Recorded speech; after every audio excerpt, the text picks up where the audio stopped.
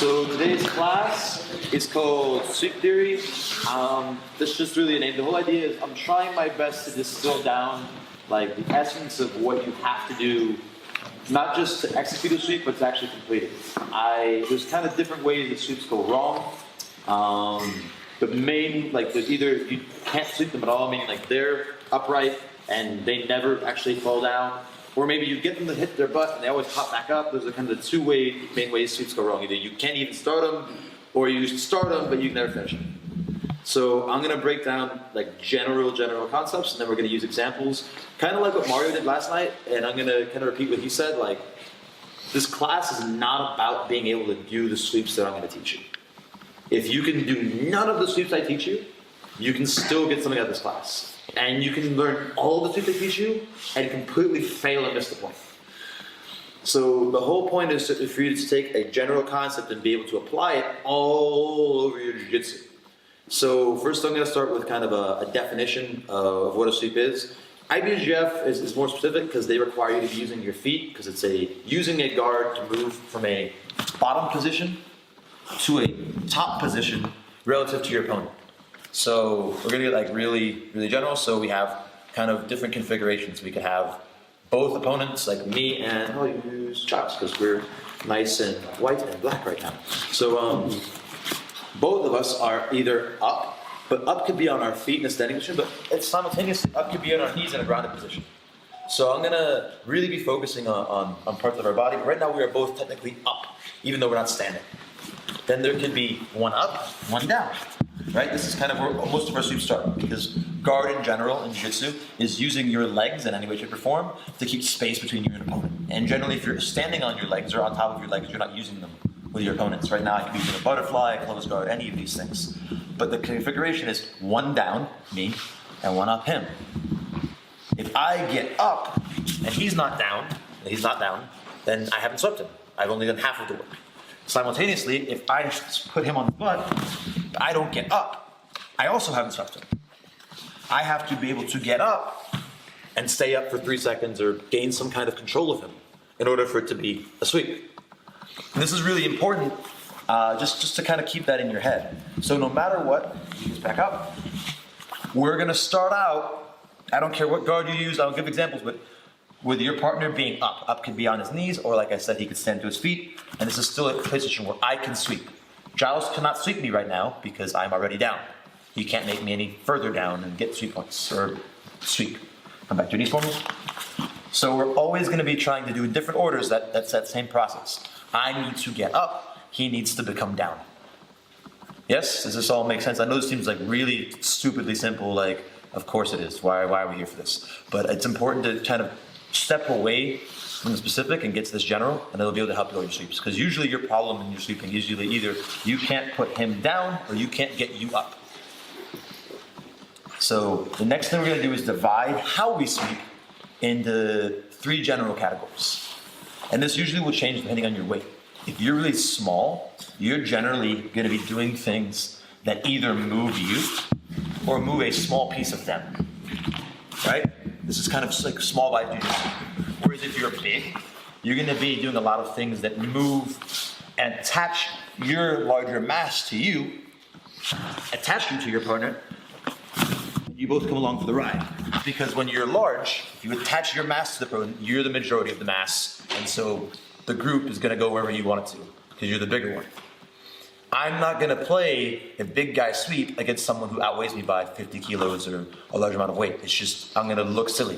I'm going to jump on them and they're just going to laugh at me. Simultaneously, if I try, Giles is smaller than I am. I'm pretty fast, but because he's small and nimble, if I try and get into a race from right here, I'm going to scramble up to my knees and tap, like he's going to be moving too fast.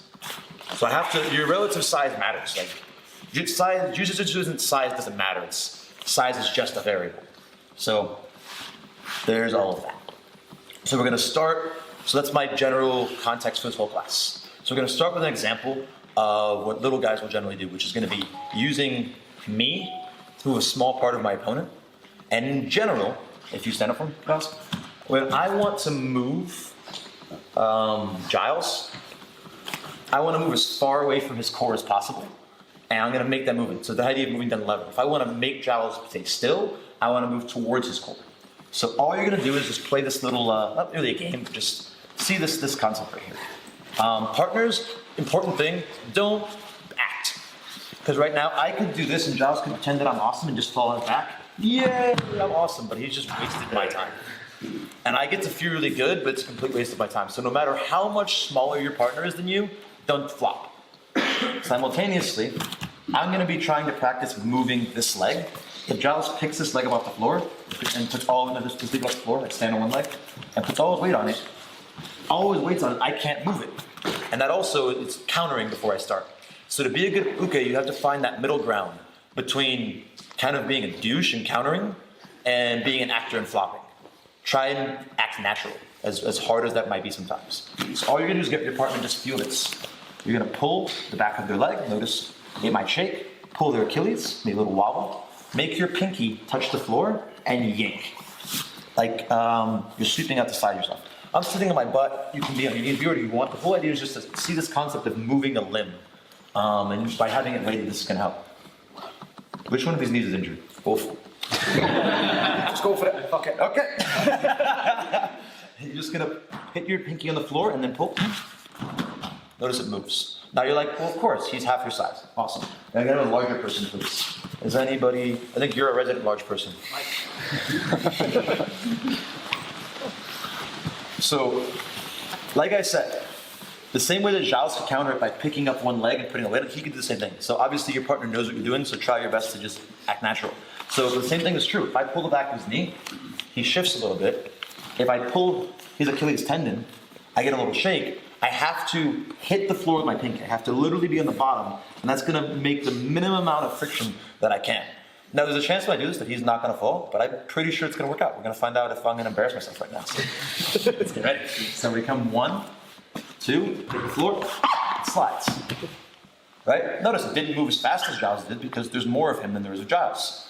But the whole concept is the same. We're adding an angle and we're moving things by the end. So when we're doing this last bit of things where we're taking a large amount of ourselves, moving a small amount of our partner, we're gonna go to the end of the limb. So all I want you to do is get with your partner and just feel this. And you're like, but I'm never gonna do this. You're right, you're probably never gonna do this. But this is to teach you a concept which will then show you things that will do this in a different way. Does my big rambling all make sense? Yeah. Beautiful, get with your partner. Your partner's just gonna stand there. Try all three. Pull the back of the knee, yank on their Achilles, which most people do, and then put your pinky on the floor and pull their foot out. Are you guys clapping people? We'll be clapping people today. 1, 2, 3. So, that was teaching you this idea of when I want to move my opponent, that I want to be moving to the end of the lever. This is also things that you can apply this to all your submissions, etc. I want to keep things still. I come to the core, whether it be the ended core of my hips, the core of my shoulders. Keeping things still is in, moving things is out.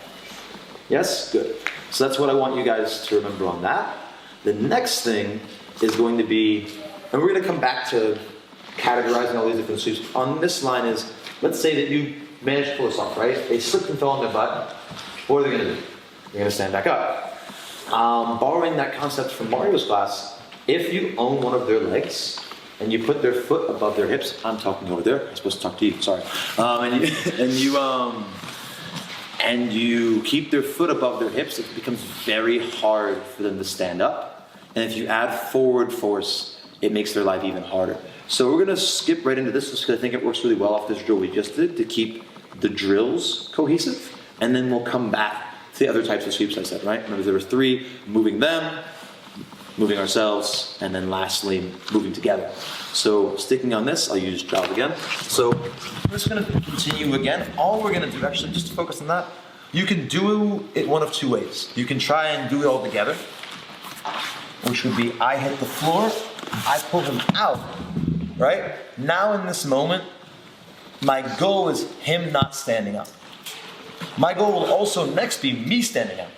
But first and foremost, I don't want to get into a race where I let go of him and we both stand up. Well, because that's not a sweep. Now we're back to neutral. And maybe maybe I'm a good wrestler, maybe I'd rather be neutral than on my butt. And this was worth it to me. But truthfully, I had an opportunity there when he was on the floor and I was on the floor to end up on top. So all you're gonna do is just that foot that you have in your hand, is just pick it up, flip your hand over, and keep his foot above his hips. And then ask your partner to stand up. Oh, never mind, how about that? So, no, that's actually really good. So, if I stay down, he's now able, due to his athleticism, to push on his hand and stand up. Because I stay down, come back down. However, if I keep his foot over his head, I also stand up. Now I can win the race. So I guess what you just showed me is that I can't teach these two things separately. I was like, I'm going to show you guys how to just sit on your butt and do this. And I'm like, oh yeah, people are acrobatic. So I put him down. I'm going to combine the two things I was going to teach. I was going to show you how to stand up next. But we're going to kind of act like we're shot putting something, or maybe we're carrying the Olympic torch, whatever works for you. We're going to hold it right here and take our other hand and we're going to push him forward. So right now it's forcing him, in order to stand up, he's going to have to retreat. Notice what he does. He brings his leg away from you. That's that space of being away from me is what allows him to stand up. Come back. So I have to ruin that space. So I stand up and I walk forward so that now he can't get that space. And it looks kind of like that. Not everyone's quite as dramatic as Giles, but it'll look something like that. What I've noticed in general, though, a great way to stop people that want to stand up with you is simply just to own a leg. And it's a combination of having that leg above their hips, but also maintaining forward pressure.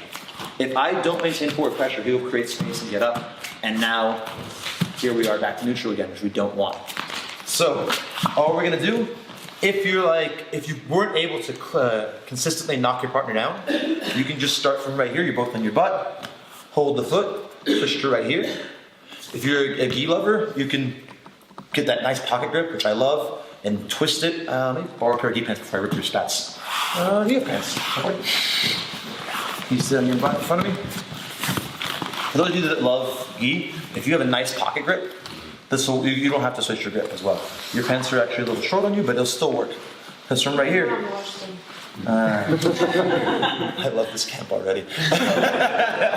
So from right here, I can pick it up like this. But I'm still a fan of anatomy, even in the gi, because right now her leg's heavier because her pants don't reach her ankle.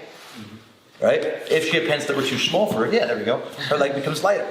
But truthfully, she's not going to help me with that. She's not going to be like, oh, I'm sorry, my pants are too short. She's going to be happy that her pants are too short and make my life harder. So, but as I pick up, I can choose to twist and make that kind of the twisted pocket grip. If you're one of those people who just can't grab limbs, I know some people who are like, but I have to grab the gi. And so if you're one of those people that have like the gi fetish and you can't grab limbs, you have to grab fabric, well then this would be your way. I'm not a member of that tribe. I grab anatomy. I like grabbing joints. And so from right here, I'll take my undergrip and flip it over. It's this kind of a shot put grip. Technical stand up, right? So we were here. As I use my technical stand up, I'm through. She's gonna try and stand up. I just walk. And that walk is enough. And then from here, you're gonna decide what guard pass you do next. But that's not today's class. I will show you 0 guard passes today. The idea is, I have now completed my goal. She is down and I am up. Yes? Yes. So get with your partner and just play with that exact moment. If you're fancy, you can do the entire thing, top to bottom, but that's just the moment I want you to play with. Their butt just touched the floor. Get their foot up, chase. Good? Yes. We're gonna clap again. 1, 2, 3. So, the question was, if your partner's in resistance, you can't switch grips, that grip. Like I said before, this technique is not about the technique. I'm not telling you guys to go to your gym and do all of this. It's simply an idea. So all you need is any grip that you can that can provide upward force. I find this shot put grip is nice for me, making upward force. Greg had a similar problem where he had to put the leg on the shoulder instead. Wrestlers will also do overhooks. So I'll just show you some examples of that with Giles. So we're here. We managed to put our partner on the floor however we want. As we're getting up, right, we're choosing to get up. I was doing mostly technical stand-ups. As I flipped to here, but if he's resisting, maybe I can't. Maybe I'll end up just doing an overhook, right? So wrestlers are really big on doing it this way. They'll come here and they'll drive in with an overhook. And that's a bit easier of a transition. I lose something, right? I lose the ability to really drive forward, but I gain control. And people like me who like threatening legs, I already have a little worried that I might leg lock them, right? So that's another kind of plus to that one.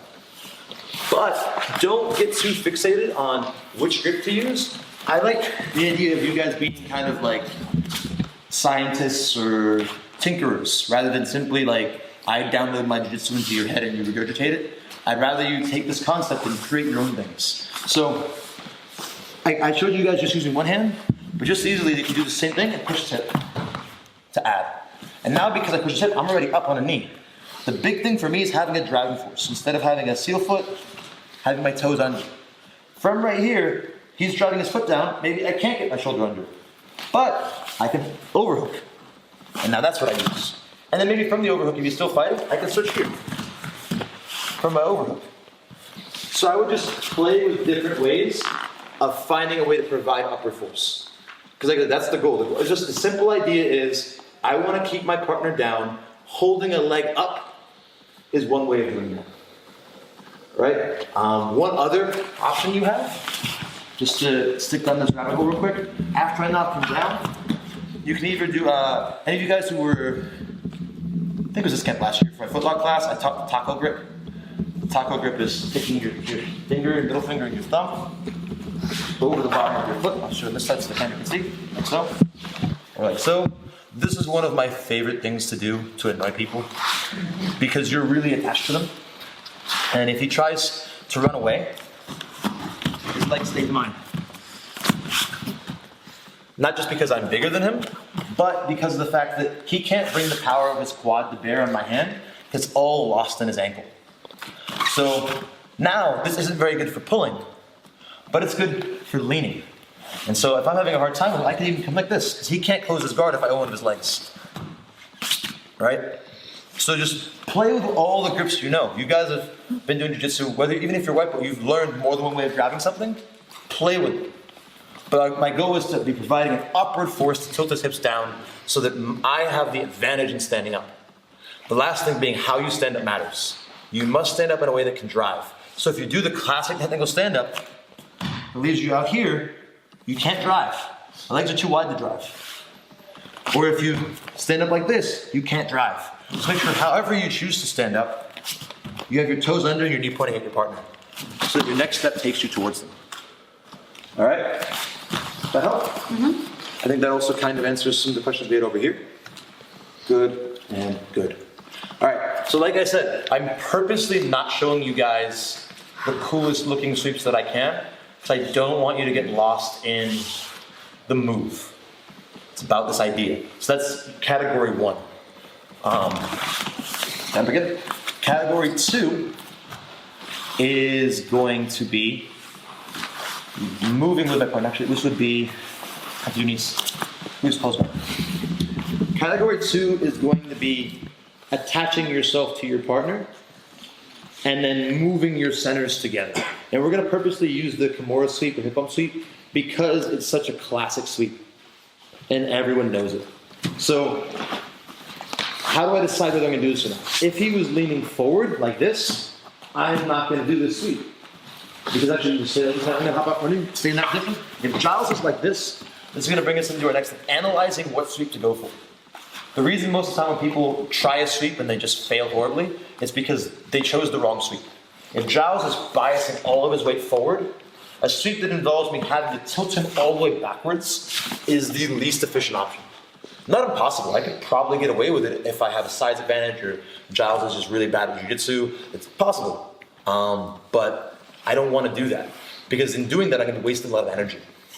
Right now, he's spread himself out this way. The way that he's vulnerable is laterally because he's made himself long this way. If you got really tall, like get tall, stand up like this, spread your knees. Now if I try to tilt him left and right, I'm going to have a hard time. But now he's narrower in a way where it makes sense for me to maybe hit him backwards. Because now he's got less depth. Right? We have height with depth. There's usually going to be one of those that's out of whack, and you're going to take advantage of that. So, if our partner was leaning forward, we would do a different sweep. So we're saying in a situation, we're in guard, our partner is postured up. All I need is to be on the inside of their arms, meaning I don't want to have them have this nice inside brace because I'm going to have a hard time getting here. This is keeping me down. I try and sit up, the jaws keeps me down. So this is going to be probably something you guys have seen a million times, but I want you to understand it. My hands go through the inside and I circle. If I just do this, what are you going to do? He's going to pull right back inside. I just wasted all my time. So as I'm inside, I have to immediately be biasing over to here. But as I'm doing this, my feet must be hitting the floor, so my hips can hit his hips. The hip bump sweep is a classic sweep for a reason. But everyone over there, if you can focus on my back arm, the fact that I'm on my elbow is gonna limit me. So I always say, follow through matters. So you don't wanna be a bullet, you wanna be a rocket. If a bullet hits something and it bounces or something, it doesn't have any way to correct itself. It's just gone. Or if you throw a baseball or whatever, like projectile you wanna think about. It's kind of done once it's screwed up. So if I hit Giles and drops in the face, I bounce off the over. I don't want to be able, I have to be able to drive. And so I'm going to have my left hand driving and my right foot driving. So there, once again, always active toes and active hands. As I hit it, I'm driving. This is pushing. I just jump and hit him like this. Maybe I'm winning, look, he posted. I don't finish my sweep because the end of my force is there. He's going to drive back into me, compose, and I'm going to be like, I was so close. Come here, right? Elbow hand, I'm going to hit him. I throw my feet down for momentum. So I was here, throw them down. Hit, drive. And I'm adding, I'm not going to knock him straight back. I'm going to turn the corner. Now we're going to bring into this idea of posts. If Giles is worth his salt, he's going to start trying to post. I can either grab that post and take it out of the way, or simply stop it. And I'm going to come through. All the way down to here. So in the air, just because, hold on a second. Because this motion, while simple, can be confusing, I want us to practice this. Throwing our feet down. Right? The person's there, maybe we have to roll. So elbow, hand. Practice both, but it's momentum. Then our hips are up. Don't stay all the way here because you're done. This is the end of your force. Pivot, ball of the right foot, ball of the left foot. And kind of almost like you're doing a shoulder roll of your partner. Now you're on top. Have you guys just do that in the air a few times and with a partner? So 3 steps. You start off, really get into the idea of you're in close guard. You need to do the loop if you want. Throw down, up to the hand. Hips, hit, but then it's not over after the hit. Drive. Okay? This is not about just doing hip bump sweep. It's about understanding where you've messed up in the past. The follow through is probably where you messed up. Everyone learns to sweep and everyone has that moment. I'll use you because you're a great person. Just don't fall over. I'm going to hit you as hard as I can. I'm going to bounce off. It's going to happen. Because this is the way we've all felt at least once. I'm here. I'm like, yeah.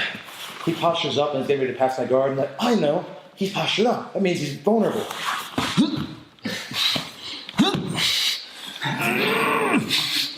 And then you wasted your time. Right? But that's because I'm trying to go straight through someone. Look at his depth. He's got a depth. He doesn't have his toes under even. It'd be even worse if his toes were under. But if I add a twist, I start turning him, I can drive my right foot, and now things are getting easier. But still not going to be the easiest. Why? Because even though he's vertical, his hips are engaged. I'm going to lose. I might have to change my sweep. So understand that this is not going to always work. Because you saw what happened. As I came up, he countered it. He moved his hips into me, and now we're even. And he's bigger than me. But what I said in the very beginning, attachment sweeps are not usually the best if you're facing a larger opponent. I'm facing him, I'm not going to do this sweep most likely, unless I catch him sleeping. Maybe he drops his hip back to escape something. Now I catch him with hips down. Now I can sweep him like him. Look, I made him post. Why could I make him post? Because his hips are back. If hips are forward, I'm just going to keep hitting him and he's going to laugh at me. And big guys do like, oh, you're cute. He might even pat you on the head.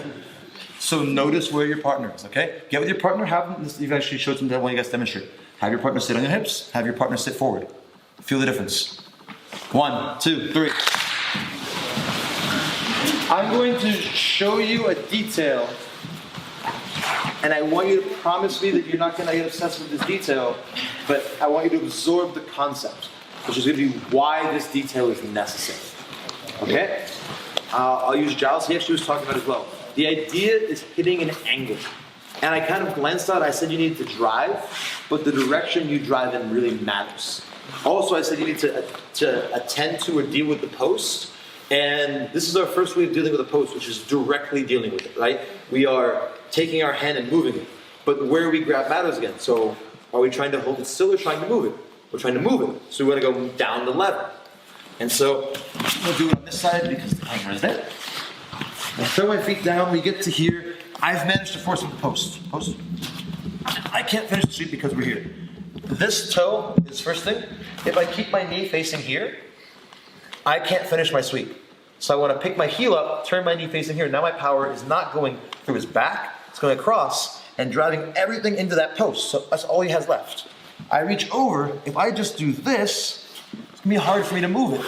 I want to kind of attach my hand to his parallel and attach so that now when I move, all my force is going directly into his arm, I'm going to pull it out. Versus if I just do this, I'm bigger. But if I attach all the way down the side, because why? We're moving at the hand. And now I'm on top. Last detail, once again, because I'm all about active toes, is I saw a lot of you guys putting this whole leg on the floor.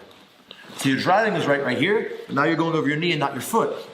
So I get him, he posts, same thing, but even if I pull it, I don't have there's nothing on this side to drive, because eventually I have to lift this foot up, and I've got no power system here. I'm a bullet again. I want to be a rocket. Activate that ankle. Now I have something to drive off of again. I'm here, I've turned. I can drive off this toe to get up. So why are these things important? They're important because on all of our suits, we want a follow through. Even on the first one, which was very loose, what did I say every time? After I stand up, toes under, to follow through. On this one, toes under. This one starts to drive, this one finishes the drive. Push, push, follow through. Follow through is really, really important. So now, we're going to shift into another sweep, which is going to be kind of both. We're going to use the concept of moving our opponent and the concept of moving together. And lastly, that same original concept of, to keep the person down, elevating them.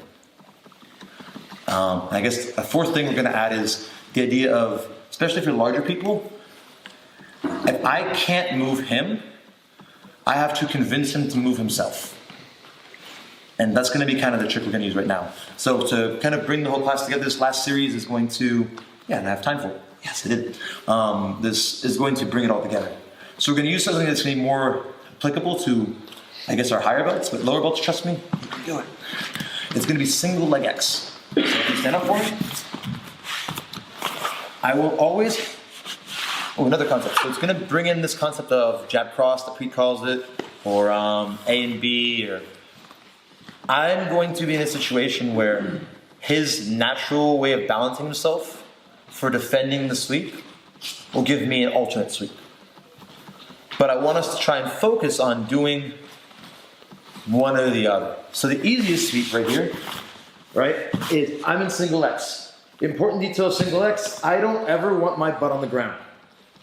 I want my hips touching the back of his not my hips, I guess. Everyone look at your pants or your gi pants or shorts. There should be a fabric that's sewn up the middle. Unless you have like entirely one piece, there should be some amount of seam. The seam of your pants and the back of your partner's knee need to be best friends. If you have struggled with this, I'll give you a more graphic version that might help you. But the seam of your pants is what we're saying is going to touch the back of their knee at all times. Notice right here, I'm still not doing it. A lot of people are like, I am. No, you're not. There's still a gap. I need to be literally touching the back of his knee with the seam of my pants. Now from right here, the easiest way to do this is always going to be grabbing the free leg. So if Giles makes a mistake to have this thing close enough, I grab his leg, I fall forwards, and I'm doing well. From right here, I have the option of riding him up with momentum, but I didn't. Now we're in that situation before, right? We're both down. And so no one has a sweep yet. I have to get up if I want the sweep. But put your hand on the floor. Giles is first. How am I going to get up? Well, he might be convinced to not have his hand on the floor if I start trying to leg lock him. Right? He's going to try and grab me. Or he might try and run away. But either way, his hand's not on the floor. It's going to be on my arms, or like he said before, he put his hand on my foot. It's not on the floor. So, what do? Just stand up. And I just got my sweep. The other way before, when you grab me again, you grab my arm, or grab my head, same thing. And this time, I can't just stand up because he has his arm. So I let go of the foot. Post, I have a drive. I will stand up. Once again, I'm on top. So we're using the threat of submission to make them stand up. And submission is not the only thing you can threaten. You can threaten a back take. You're threatening something worse than a sweep to get a sweep. And if they're like, no, well then you take that thing. Right? If he's so dogged about not letting go of that post, well, then you just continue until he taps the ankle lock. Right? Simple. Now, if you I don't know how to ankle lock. Well, then work on your bluff game. Really, look at them, grab real tight, make them believe that this is going to be bad. At a minimum, even if they don't tap, they're at least going to give you the respect of trying to grab you. So just grr. Don't. I'm serious. Bluff is a real thing. It works in poker. It works in jiu-jitsu. Just make them think that you know something they don't know about. Be like, I'm watching YouTube lately, and you grab your ankle. All right, so stand back up for me. So that's if Giles. That's plan A. Everyone start with plan A, please. You grab both feet. But we're up here. Giles is savvy. I can't reach. The great thing about these two sweeps is that, by definition, I can't reach this foot. He's vulnerable to where the other sweep goes. And so I'm not going to just tilt left, even though I could, because we have a nice balanced person here. I tilt left, he stumbles. I almost knocked him down. I didn't put that much. Cool. But he came back. Why? Just like last time, I have no follow-through. The follow-through on this one is going to be, I didn't realize it at first, but it is the baby bridge. So if you've seen women's class or Preet's class, baby bridge is simply bridging all the way onto the side of your face and coming here. So instead of just tilting with my knees, I go up and look over my shoulder. Okay? Yeah, cool. Over my shoulder and my face. So the way that looks on the floor is that. All the way to the side of my face. Alright, notice it's not this, with my head floating. It's all the way on the side of my face. And then my weight's on the floor, it's on Giles instead.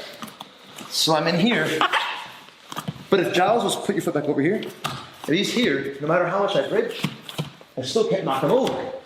Because he has his weight shifted in that direction such that this is no longer the axis where he's weak. Look, he's very wide here. Knocking that way doesn't make sense. But he's that close. Savvy almost moved before I grabbed it. Now he's going to be grabbed. He breaks away from my grip. Now he's going to go over here. Okay? So I want you to play that little game of back and forth. Which is going to be, I guess, part A of this drill. I think we should just do that part first. And then we'll go into taking the ankle lock. Or actually doing the ankle lock. So just go back and forth. Have your partner hop around. Find their balance. And so you're either going to be, remember, seam of pants, back with knee, baby bridge to the finish. Or, if it's not working, chances are that ankle is available. Give it a try. 1, 2, 3. So everyone is being really, really nice. It's almost like everyone's English. Everyone's being very polite. Alright? So stop it. Alright, so stop, because everyone's like, oh, he wants me to fall down. Like, that's so full. Alright, so don't do that. So I need you guys to really, the technique, the beauty of jiu-jitsu is that it works. So you should never have to act for your partners to work. If you have to act, they're either doing the technique incorrectly or doing the wrong technique for the situation. So you're hurting your partner by falling down for them. So you can't just take a break while you're receiving the technique. You have to be active and actively try and keep your base. Because it's a ping pong situation where they should, based on how you're reacting, have one answer or another to your technique. If they've got no answer, that either means I've failed you and I've not thought of a contingency of what's going on and I'll have to improve, or your partner's just doing it wrong. So make sure, Giles right there. So I'm going to be in uke for Giles. He's going to put me in single X. So as he engages immediately, right, the first thing, if I don't move this leg, I should try my best to not fall anyway. Knock me down. And I fall. Come back up. I'm going to try even harder this time. He has my leg. Try to knock me down. still end up falling. But now he knows the technique works, right? Because for example, if he was grabbing the back of my knee instead of the back of my ankle, knock me down, it just won't work. And he needs to know that. I'm robbing him of that moment of growth by being like, oh, he did the thing right, yay. Even worse on the other, where he grabs for the foot, I take it away. Here, start bridging, get really close, where I might feel off balance, but I don't feel like I'm gonna fall. He's missing something. You're destroying his growth by falling. Keep your balance your best. Let them fail, because right now the reason he's failing, his butt's too low. He touches here, knock me down. Almost, almost. Look what he had to do. He had to continue his drive the entire time. And this is why we fail at our sweeps. We hit, they wiggle and come back. We hit again, wiggle and come back. And they were like, we get tired, we're frustrated, we do something else. They need to follow through. And you're not going to learn to follow through unless your partner forces you to. So continue this on for another few minutes. If you have to be, think of yourself, be a prick. Like, just be frustrated. Stay within the realm of the technique, but if you're too kind, you're really hurting your partner. Yeah? Continue. 1, 2, 3. This will be the last official portion of class, and then we'll do whatever overage you guys are okay with sacrificing your lunchtime for. So those of you that are hungry can go. Those of you that can like fast for 10 minutes can stay. We're gonna do the whole thing, but we're gonna do it. Actually, wait. Do the entire thing, but we're gonna practice that last bit of using the ankle lock to inspire people to let go of their posts. So for now, your partner's gonna make it easy. You're just gonna dump them down. Oh, well, actually, I used the opportunity to show what I was talking to Greg about. So white belts, just kind of cover your eyes. Can you even see this?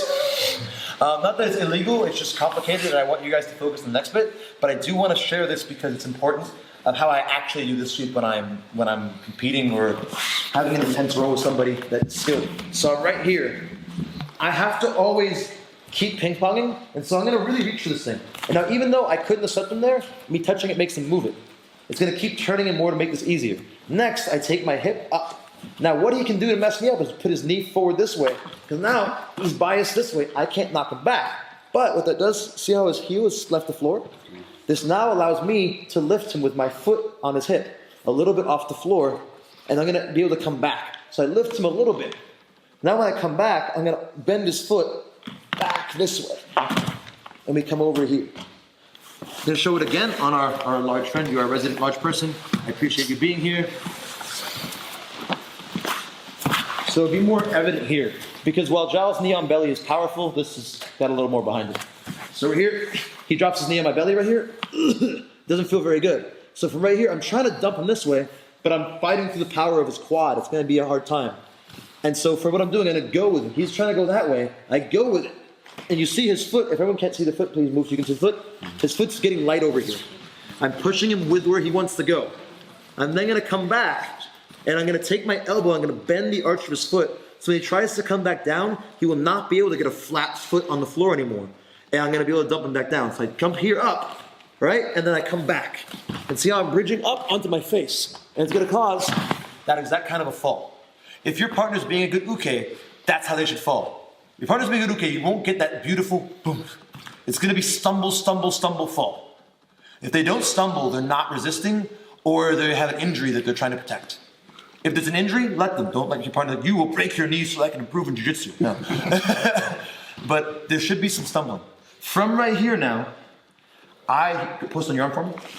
He's posting. He's going to be trying to just stand up. And right now we're even. He's got an arm, I've got an arm. He's got a leg. I kind of have a leg. I don't really have a driving leg because my leg's stuck on the inside. I might drive here, but we're pretty even. I might not win this race. So I wanna make it unfair. I want to get his hands off the floor. So, inspiration. I'm going to come in, I overhook his leg. There's many ways to do this, but I'm just going to say classic. Actually, well, we won't be classic, we'll be even easier. I can reach across, and come right across right here, and kind of darce his ankle. This is going to hurt. He's going to be reaching up and annoyed and trying to grab my hands or my head or something. Go ahead, can I grab me? He doesn't want that, so now he's lost some of his ability to post. But with just one hand, I'm going to keep cranking on it. I want to make him take his other hand off the floor and grab me. Now he's doing that. That's what I want. Once he's grabbed me with 2 hands, there's no post. I let go. Now I'm up. Straight into a knee slide, or up like so. Even come back if he doesn't, because the first time naturally he kept that hand on the floor and grabbed me, I want to inspire him. So I have that overhook, now reaching through. This is a very finishable ankle lock, but I don't really care about you finishing it. The reason why I'm choosing this one or the other one is that this one hurts. Like this is gonna be, because I'm up on the calf, it's a little harder to finish, but it's very painful. And pain inspires reaction. And so I come right here, I'm just digging my wrist into his calf. Look, he's moving. From right here, I let push right here, drive forward. And now I'm up, I get my sweep. Once again, this isn't enough. What would I be doing? I'm gonna be making his foot higher than his hips. Getting ready to do all the same stuff we did today. So hopefully you see the through line of the whole class is that we're doing different things to convince our partner to give up their post and give us a good angle to get on top. Because what is it? Them down and us up. Has to be both. Has to be both. So hopefully that all made sense to you guys? Yeah. Yeah? Beautiful. So we're still over, but give you some time to practice that idea with your partner, do the whole thing, and then we'll close it out, let anyone who's hungry go, and then we'll do Q&A for as long as you guys want afterwards. 1, 2, 3.